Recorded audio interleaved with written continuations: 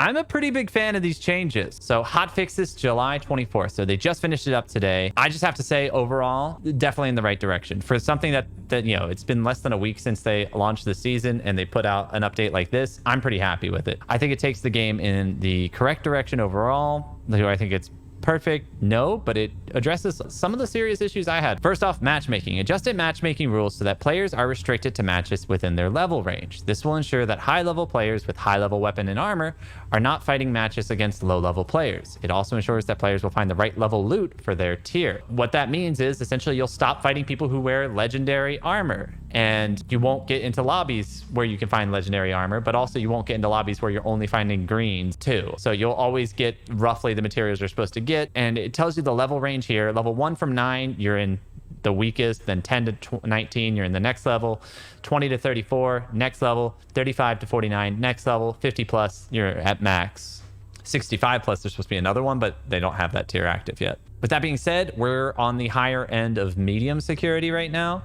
Hopefully that means we can start finding the right things, because I knew I was struggling to find the right purple crafting resources. Even though I'm most of the way through medium security, I had only found like 1 or 2 drops of purple crafting materials, which seemed pretty weird considering it's not that I wasn't looting enough or even doing the challenging monsters. I was doing a lot of the drop rare loot monsters and just wasn't finding very much purple crafting material.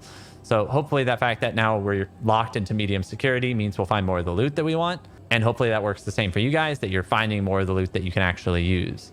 And also you're not going against people that are way harder than you, which was happening to me a decent bit of the time. Adds a feature that scales base health and shields up to a minimum for a security level in a scenario when a low level and a high level is partied. I think this means that essentially, it doesn't say it perfectly clearly, but if you're level 25, you'd technically go to medium security, but you're partied with a level 10, you would still go to medium security, but your low-level teammate would just have really low-level shields, right? So instead, they give them some shields so that they come up a bit, and then they said the numbers here. So essentially, if you're partying with your low-level teammates, they will get a similar amount of shields to you.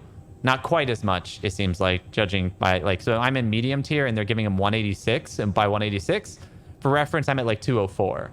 So you're bringing them up some, but not all the way. Fixed hit registration for weapons.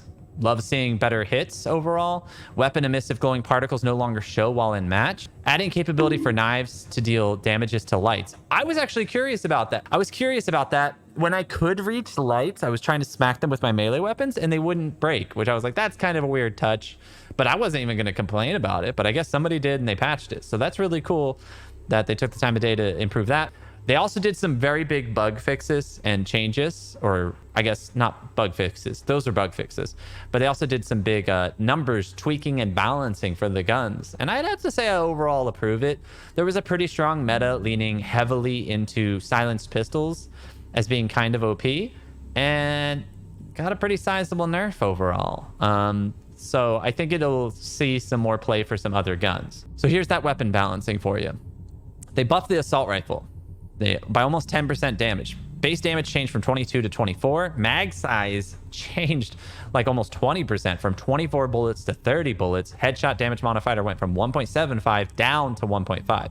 Overall, I think reasonable buff. Not a huge buff, but a reasonable buff. I think assault rifles have a pretty sizable thing. A 20% increase in mag size is huge, and more than 20%, almost 25% difference. And the 10% almost increase in damage, both of those will add up to you being able to get more damage out in one fight before having to reload, which is good. Auto pistol got their base damage increased too by almost 10%, from 13 damage to 14 damage, making it a little bit more viable. Just a little bit, not a big tweak. Double barrel shotgun went from 18 damage to 19 damage. Also, again, needed. I think all these changes are needed. LMG headshot modifier changed from 1.5 to 1.65, so a slight buff on LMGs. Not sure if that was needed. I think LMGs were doing pretty good work, but we'll see how it pans out. The pulse rifle reload time changed from 4 seconds to 3.85 seconds. That's a pretty small change overall. It's like less than 10% difference. I'm not sure how much that's going to change about the pulse rifle. Big change here, though. Silenced pistol base damage goes from 45 down to 40. That is more than a 5 flat damage, which is more than a 10% damage nerf on silenced pistols. The which is crazy. The meta for silenced pistols was pretty huge, honestly. Everybody I saw, I love the silenced pistol too. I think this will balance it out a bit more. So taking a regular pistol makes more sense because it will do more damage now by a bit, and it has a bigger magazine size too. So I think regular pistol is definitely more of an all-in type thing. Silenced pistol is more like, oh, you're actually trying to be sneaky. So because the silenced pistol was like winning in damage too, so it wasn't really making much of a difference. Spin fuser, they changed the damage multiplier on cybrids from 2x to 3x. That's a pretty sizable increase. So you'll be doing substantially more damage to cybrids, to the NPCs, with your spin fuser, which is like the grenade launcher. So I think that was kind of needed too, because it was pretty annoying using it to actually fight cybrids. SMG head fought modifier changed from 1.5 to 1.25. So a nerf to the SMG. I don't know. I thought the SMG felt pretty balanced to me. Not too strong, not too weak, but not a huge nerf. It's there. It's there. I guess it can keep you from instantly downing somebody with the SMG if you're firing them straight at their head. Disabled proximity mines entirely. They're out of the game because they believed it was causing crashes. Stealth deactivates when a player uses a consumable. I did not know that was a thing before. That's weird. They also nerfed heavy armor, rank 2 and 4, which I honestly thought were a little OP. From 30 health, 50% reduction almost, to 20 health and 20 shields at rank 2 and 4. So I think that was needed. I thought it was kind of OP. Gameplay. Max field of view can be set to 100. Re-enabled outgoing damage on the combat report, so you know how much damage you did when you kill a player. Something I was super annoyed about and complaining about before. Very glad that they got that back on. Next one, updated assist time to 30 seconds. I don't know what it was before, so I don't know if that's... It seems longer. I think 30 seconds is a long time for an assist.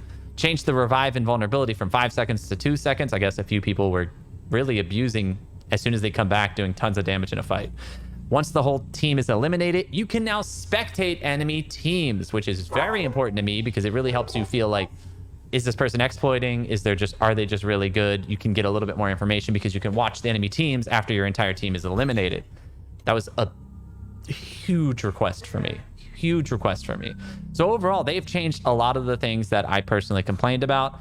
I don't know if you're allowed to see what type of armor and weapons they're wearing, but you should only go against people with similar armor and weapons to you now, so I don't think it really matters. So overall, I am very satisfied with pretty much all these changes. A few of them I'm like, I'm not 100% sure on, but could be fine.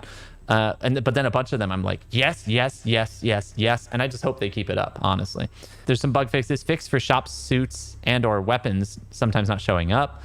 Fix some conditions in which the ready up button wasn't working as intended, causing players have to toggle the ready up status. We ran into that. Me and Joker ran into that. She would have to untoggle ready and then ready up again, which wasn't too big of a deal. Just a slight inconvenience overall.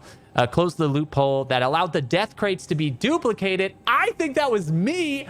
I reported that several days ago in a big report with a nice video and stuff showing exactly how it worked. And I think I helped them at least decide that they needed to close that loophole. Maybe not help them figure out how it needed to be closed, because I don't know how that bug worked. I don't know how any of their code works, really. But I did report that directly to them. So overall, I'm very satisfied with this patch notes. I haven't played it yet. We're about to play it now. Thank you guys for tuning in for the patch notes.